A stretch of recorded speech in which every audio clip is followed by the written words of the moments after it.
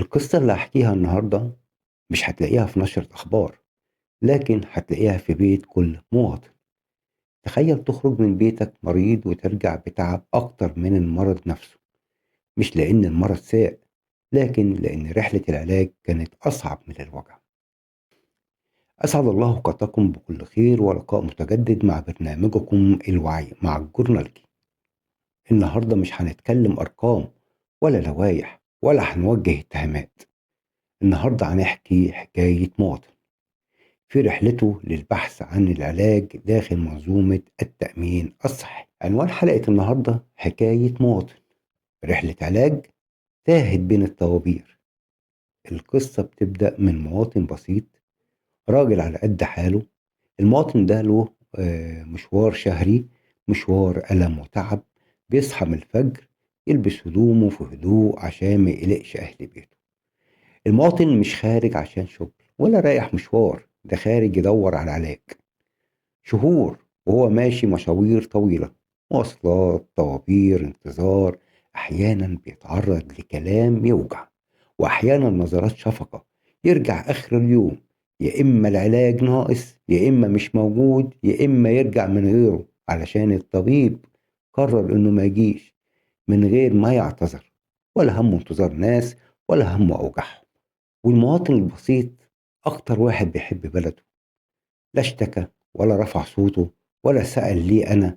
ما هو حيله مهدود من مرض، ساكت، بس السكات كان تقيل، أتقل من ألم المرض نفسه. وفي مرة وهو واقف في الطابور، سمع حد بيقول: الصبر من عندك يا رب. كلمة بسيطة بس دخلت القلب ووجعته، لأن الصبر لوحده ما يكفيش لما الحق يبقى بعيد والمسؤول يبقى غايب.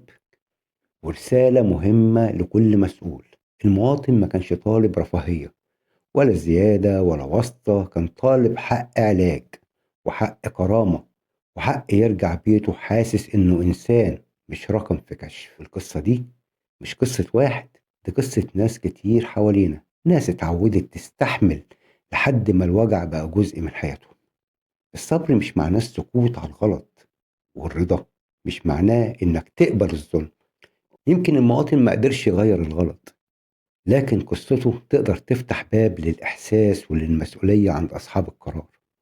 وخاصة إن توجهات الدولة المصرية في الملف العلاجي واضحة وصريحة، بتركيز حقيقي على تخفيف العبء عن المواطن وتسهيل حصوله على الخدمة الطبية. والرئيس عبد الفتاح السيسي أعطى اهتمام كبير جدا بملف الصحة كركن أساسي من كرامة المواطن. اللي بنحكيه ده بيحصل كل يوم جوه منظومة التأمين الصحي. ناس بتنزل قبل الفجر وترجع بعد المغرب علشان حق، مش ميزة، علشان علاج وكرامة وأمل. ومن هنا ومن باب المسؤولية أناشد قيادات التأمين الصحي، وبناشد كل مخلص في هذه البلد إن تكون هناك وقفة جادة أمام معاناة الناس، وخاصة كبار السن وأصحاب الأمراض المزمنة، بما يخفف عنهم ويراعى ظروفهم الإنسانية. وعلى فكرة في حلول كتير، احنا مش بنشتكوا بس.